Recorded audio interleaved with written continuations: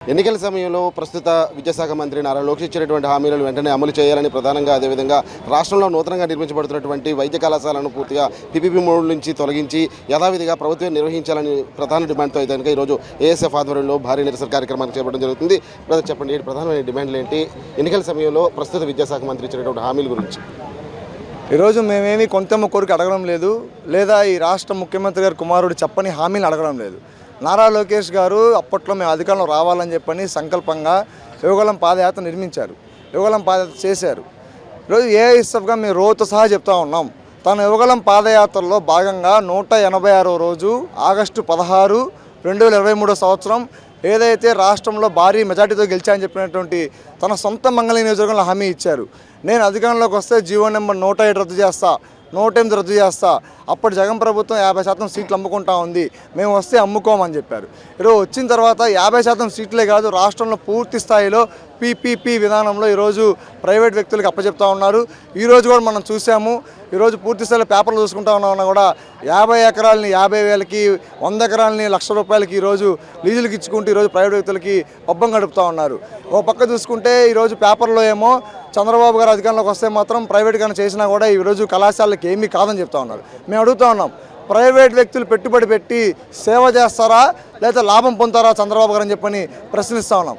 అదేవిధంగా fee reimbursement, scholarship బకాయిలు విడుదల కాక ఇదే నారా లోకేష్ చెప్పడం జరిగింది. యువగళం పాదయాత్రలో అనేక మంది చేసే సర్టిఫికేట్లు లేక స్విగ్గీల్లో, జొమాటోలో, ర్యాపిడోలో పనిచేసుకుంటూ ఉన్నారు. మేము అధికారంలోకి వస్తే పూర్తి స్థాయిలో రియంబర్స్మెంట్ బకాయి విడుదల చేస్తామని చెప్పారు. విద్యార్థి సంఘాలుగా గత డిసెంబర్లో, గత మార్చిలో మేము రోడ్ల మీదకి వచ్చి ఆందోళన కార్యక్రమాలు చేపడితే ప్రభుత్వం ఉత్తర్వులు జారీ చేసింది కలెక్టర్లకి. రాష్ట్రంలో పూర్తి స్థాయిలో ఎక్కడ విద్యార్థులను ఇబ్బందులు పెట్టద్దు, సర్టిఫికేట్లు ఇచ్చామని చెప్పని. ఎక్కడ రాష్ట్రంలో ఒక కళాశాల కూడా మాట వినడం లేదు. నారా లోకేష్ గారు ఈరోజు హామీలన్నీ, వారి ఆదేశాలు మొత్తం నీటి మీద బుడగలుగా మారిపోయినాయి. ఈ వైజాగ్ మొదలుకొని శ్రీకాకుళం నుంచి అనంతపురం వరకు ఏ కళాశాలలో ప్రభుత్వం ఇచ్చేటువంటి హామీలని కానీ, ప్రభుత్వం ఇచ్చినటువంటి ఆదేశాలను కానీ పాటించకుండా, సర్టిఫికేట్లు లేకుండా విద్యార్థులు మానసిక ఒత్తిడికి గురి చేస్తూ ఉన్నారు. ఈరోజు పీజీలు అయిపోయినాయి, బీటెక్లు అయిపోయినాయి, రోడ్ల మీద తిరుగుతూ ఉన్నారు. ఈరోజు నారా చంద్రబాబు నాయుడు గారు మాత్రం గొప్పగా 20 లక్షల ఉద్యోగాలు ఇవ్వడం నా విజయం చెప్తా ఉన్నారు. ఏఎస్ఎఫ్గా మేము సూటిగా అడుగుతూ ఉన్నాం, అయ్యా నారా చంద్రబాబు నాయుడు గారు, రాష్ట్రంలో 10,30,000 మంది విద్యార్థులు పూర్తి స్థాయిలో డిగ్రీలు, బీటెక్లు, పీజీలు పూర్తి చేసుకొని సర్టిఫికేట్లు లేక రోడ్ల మీద నిరుద్యోగులు తిరుగుతూ ఉన్నారు. సర్టిఫికేట్ లేని విద్యార్థులకి మీరు ఉద్యోగం ఎట్లేస్తారని చెప్పని ఏఎస్ఎఫ్గా మేము ప్రశ్నిస్తూ ఉన్నాం. బ్రదర్ మీరు చెప్పండి, విద్యార్థుల అభ్యున్నతే మా ధ్యేయంగా ముందుకు వెళ్తున్నామని చెప్తున్నటువంటి కూటమి ప్రభుత్వానికి ప్రస్తుతం ఏఎస్ఎఫ్ తరఫున మీరు ఏం చెప్తున్నారు? ఈరోజు ఈ కూటమి ప్రభుత్వానికి సిగ్గుందా అని చెప్పేసి all India student federation ASF తరఫు నుంచి సూటిగా ప్రశ్నిస్తూ ఉన్నాం. విద్యాశాఖ మంత్రి నారా లోకేష్ గారు గత సంవత్సరాలు గడిచిన తర్వాత ఈ సంవత్సరాల కాలంలో విద్యా వ్యవస్థకు మీరు ఏం ఉద్ధరించారని చెప్పేసి ఈరోజు ఆల్ ఇండియా స్టూడెంట్ ఫెడరేషన్ అడుగుతూ ఉంది. గత 2 నెలల కిందట ఇదే విశాఖపట్నం ఆర్కే బీచ్ వద్ద భారీ ఎత్తున మీరు యోగా డే చేశారు. వేల సంఖ్యలో గిరిజన విద్యార్థుల్ని హింసించి మీరు గిన్నిస్ రికార్డ్ ఎక్కారు. కానీ విద్యా వ్యవస్థలో ఏం మార్పులు చేశారు అని చెప్పేసి ఈరోజు ఆల్ ఇండియా స్టూడెంట్ ఫెడరేషన్గా అడుగుతూ ఉన్నాం. గత ప్రభుత్వం పేద విద్యార్థులు దృష్టిలో పెట్టుకొని 17 మెడికల్ కళాశాలను ప్రవేశపెడితే కనీసం అప్పటికే 5 కళాశాలలు అడ్మిషన్ ప్రారంభం కాగా నిన్న మొన్న కలెక్టర్ సమావేశంలో నారా చంద్రబాబు నాయుడు గారు ప్రస్తావిస్తూ ఉన్నారు. గత ప్రభుత్వం 5% నిధులు కేటాయించిందని చెప్తా ఉన్నారు.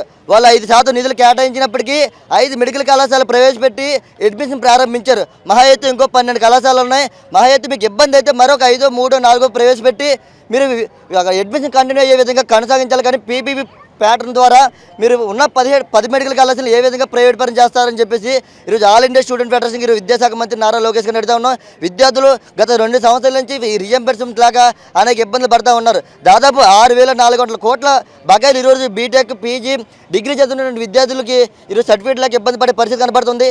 ఇవేమీ మీ కళ్ళకి కనిపించట్లేదని చెప్పేసి ఈరోజు ఆల్ ఇండియా స్టూడెంట్ ఫెడరేషన్గా అడుగుతా ఉన్నాం. అలాగే యువకాలం పాదయాత్రలో ఏదైతే ప్రైవేట్ పీజీ విద్యార్థులు శాపంగా మానండి జీవో నెంబర్ 77 రద్దు చేస్తానన్నాడు.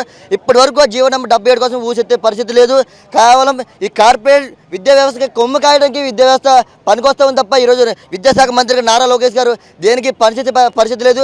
కేవలం ఇది ఆర్భటాలకి తప్ప ఇతని ఈ విద్యా వ్యవస్థకి ఎటువంటి ఉపయోగం లేదని చెప్పేసి ఆల్ ఇండియా స్టూడెంట్ ఫెడరేషన్గా భావిస్తూ ఉన్నాం. తక్షణమే పెండింగ్లో ఉన్నటువంటి 6,400 కోట్ల బకాయిలు రిలీజ్ చేయాలి. ఏదైతే మీరు ఇచ్చినటువంటి జీవో నెంబర్ 77, గతంలో ఇచ్చినటువంటి జీవో నెంబర్ 77 రద్దు చేయాలి. ఏదైతే 10 మెడికల్ కాలేజీలు ప్రైవేట్ పడిన ఆలోచన ఉపసంహరించుకొని పేద బడుగు బలహీన విద్యార్థులకి ఎంబీబీఎస్ సీట్లు లెక్కే విధంగా ఆలోచన చేయాలని, లేని పక్షంలో భారీ ఎత్తున రాష్ట్ర వ్యాప్తంగా ఆందోళన కార్యక్రమాలు ఏఎస్ఎఫ్ ఆధ్వర్యంలో శ్రీకాంత్ చుడతామని చెప్పేసి తెలియజేస్తా ఉన్నాం. చూసాం కదా, పూర్తిస్థాయిలో చూస్తే కనుక విద్యార్థి సంఘాలన్నీ కూడా ముందుకు రావడం జరుగుతుంది. కూటమి ప్రభుత్వం అధికారంలోకి వచ్చిన తర్వాత ఏ ఒక్క విద్యా సంస్థ కూడా పూర్తి స్థాయిలో అయితే కనుక అభివృద్ధి చెందలేదని చెప్తున్నారు. అదేవిధంగా పెండింగ్లు ఉన్నటువంటి సమస్యలు ఏవైతే ఉన్నాయో అన్ని కూడా పూర్తి స్థాయిలో సమస్యలు చెప్తున్నారు. అదేవిధంగా పెండింగ్లు ఉన్నటువంటి రీఎంబర్స్మెంట్, అదేవిధంగా కొన్ని బకాయిలు అయితే కనుక సుమారు 6,400 కోట్ల రూపాయల బకాయిలు వెంటనే విడుదల చేసి విద్యార్థులు కాపాడాలని చెప్పి పూర్తి స్థాయిలో కోరుతున్న నేపథ్యం కనిపిస్తుంది. లేదంటే కనుక భవిష్యత్తులో ఉద్యమాన్ని ఉధృతం చేసి చలో సచివాలయం కార్యక్రమాన్ని కూడా శ్రీకారం చుడతామని చెప్పి ఆల్ ఇండియా స్టూడెంట్ ఫెడరేషన్ ఆధ్వర్యంలో కనుక నిరసన కార్యక్రమాలు ఉవ్వెత్తున ఎగసిపడుతున్న నేపథ్యం కనిపిస్తుంది. కెమెరామెన్ సూర్యబాబుతో ప్రసాద్, జీటీవీ న్యూస్, విశాఖపట్నం.